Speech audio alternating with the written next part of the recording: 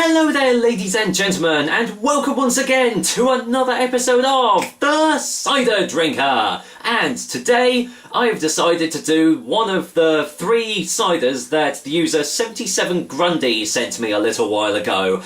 Now, not going to go into too much detail about 77 Grundy, but basically if you just click basically where my fingers are pointing, it will take you to my unboxing video that I did for the ciders that he sent to me, and you'll get a better idea of, you know, what he's all about. But basically he's been a long time viewer of my channel and he's decided to send 3 ciders over for me to try, and today I decided to do one of them. And well, the one that I went for is this one here, Rock Creek Spiced Apple Cider from, well, courtesy of the Big Rock Brewery in, well, Alberta, Canada. So yes, I actually have some Canadian ciders to try, so I'm very excited to kind of try this one out. But a little bit of info for you guys, because obviously I can't really give the details because I don't, you know, you can't really readily get Canadian ciders over here in the UK.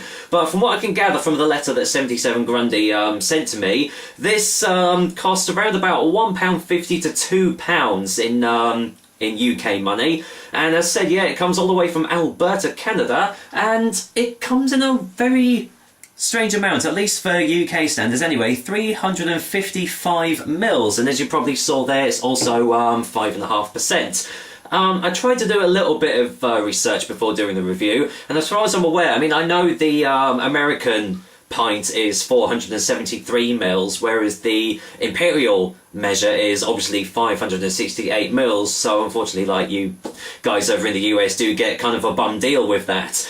But I'm not sure if Canadians, you know, if Canadian ciders and Canadian drinks are different with their measurements, or if they just use American measurements anyway. So if you guys can let me know if, you know, 355 mils is actually a, you know, a standard measurement over in Canada, that would be fantastic. But if, I mean, this is pretty much, I'd say, like a 330ml bottle that you'd get over here, but just that tad bit more. So it's kind of like, you know, half a pint with a little bit added on top.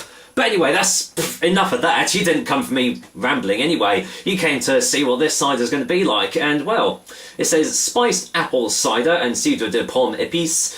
I think it's called épice, but I don't really speak much French because obviously in Canada, you know, French is quite a prevalent language as well. One good sign is it's gluten-free, so anyone that can't have gluten can have this cider. Anyway, a little bit of bump on the side. It says, as you drink this, you may puzzle over how we managed to brew a cider that is equal parts crisp, fruity and refreshing. While it's based on a traditional European recipe, the real difference is in the apples themselves. Our 3 flavourful varieties, Bulmers Norman, Belle de Bouscoupe and Bramley. Well, I kind of have to stop there, because Bramley apples in a cider, not usually an apple that you find in a cider, at least over here anyway. Bramley apples are normally used for cooking and like making like apple pies and apple crumbles with, not to put into an alcoholic beverage. So this is going to be interesting how this turns out. They're all grown exclusively in Western Canada's very own fruit orchard, the, I'm going to really butcher this name, the Okanagan. Discover the hints of vanilla and cinnamon we add as you enjoy the clean, bright colour of sunrise in the Rockies. Can't do that because I don't live in Canada. So yeah, this isn't a typical cider. This is probably a mixed fruit, as far as I'm aware. It kind of sounds a little bit like the Record the Lig winter cider that I tried a little while ago. So this could be kind of like a mulled cider sort of smell, or a mulled cider sort of taste. But I guess there's only one way to find out, and that is to actually crack the top open of this can and just see what I make of it. So here we go.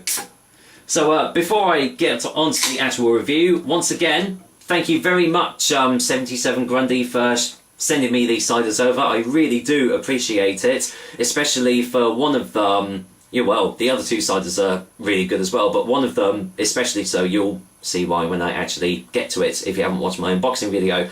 Anyway, let's go in for the whiff test on this one. Wow. All I can smell is sulfites. Wow, yeah, it smells really funky. It's coming from the can anyway, blimey. Really funky, eggy. maybe a very slight bitter apple note hidden in there, but really all it is it smells like a really like cheap canned cider that has to cram itself full of like sulfites and everything just to preserve the freshness of it and everything. And this is the other thing, I should have done this before I opened the can as well, but I forgot. It seems that both this one and the other cider that 77 Grundy sent me, neither of them have best before dates on them. Now, again, you guys, can you help me out here? Is that typical of ciders over in Canada? Do they, and beers in general, do they generally not have best before dates? Or is it just these particular ones that I've got that don't have best before dates on them? Because as far as I'm aware, or as far as I was aware, pretty much every single food product needs to have a best before or a use by date on it somewhere. But I have looked all over this can and I cannot see a best before date on it. So if that's the norm over there in Canada, please let me know. But as far as I was aware, you should really have best before dates on, but I could be wrong. I'm waffling again. Let's go and pour this in the glass now then. As you can see, I'm using my, it's dripping a little bit. Sorry about that, that's a really rubbish pour. Kind of wasted a little bit there as well. There we go. Not going to pour all of it in because, you know, this is only a 250ml glass, a little bendable with care, but here we go, in for the colour test, and as you can see, it is lightly carbonated, pretty much hardly anything to talk about, and yeah, kind of a typical cider colour really, quite light, straw-like in colour, looks quite nice actually. So right, do we get any better smells off the glass now it's out of the can? Maybe a slight touch of cinnamon now.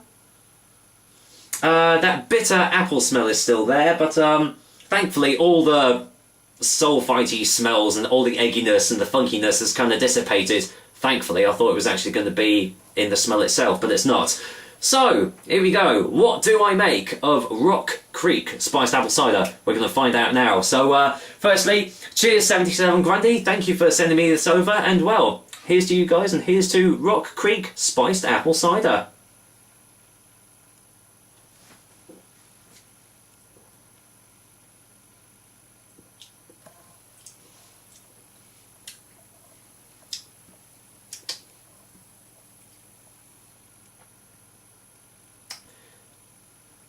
Okay, let me just get another taste here.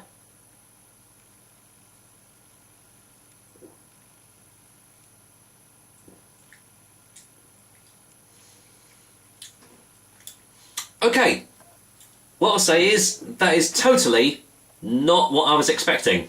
From judging from the letter that I got, I was expecting this to be quite thick, quite syrupy, and quite sweet, but actually I'm not getting that at all. In fact, I'm kind of getting the complete opposite, in that I'm not really getting much of a taste at all. It's very light in taste, almost to the point of it being quite watery in consistency.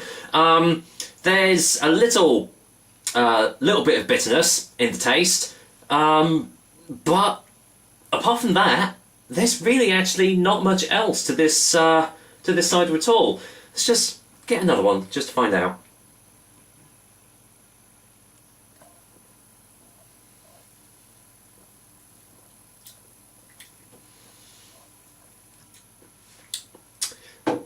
There is a definite taste of apple juice concentrate in this, i.e. not real, not real apples and everything.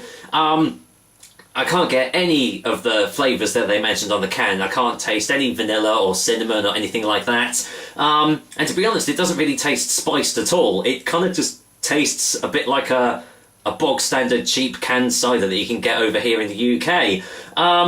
What I will say is, even though it sounds like I'm completely slating this cider off and not appreciating 77 Grundy sending me over this cider, he did actually say in his letter, if you haven't seen the unboxing video, he did say he doesn't rate these ciders highly at all, and he doesn't give a jot if I rate them low. So, as you know, I always give my honest opinions, and to be honest, I'm not really feeling this cider, to be honest. It tastes pretty bland. There's no aftertaste at all. The flavours don't linger about at all either. And really, I can see this cider being finished well before, you know, it's even started, pretty much.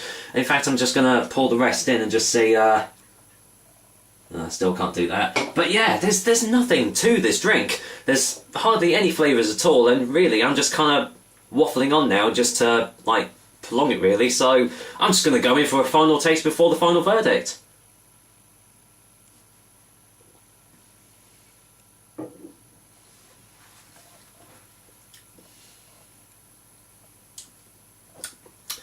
Yeah, it just tastes like a bog standard cider. Yeah, very underwhelming. And yeah, if this was available over here, I probably wouldn't actually buy it again. So, I mean, there's nothing inherently bad about it, but there's just nothing to this drink at all. So it's kind of pointless buying it, because you can just like buy ciders that are probably a lot cheaper and they've got a lot more flavour to them. But as it goes, for a final verdict, a Rock Creek spiced apple cider is going to get a 4 out of 10. As I've said, it doesn't have anything bad about it, but that's probably because there's not really a lot to it anyway. So there we go.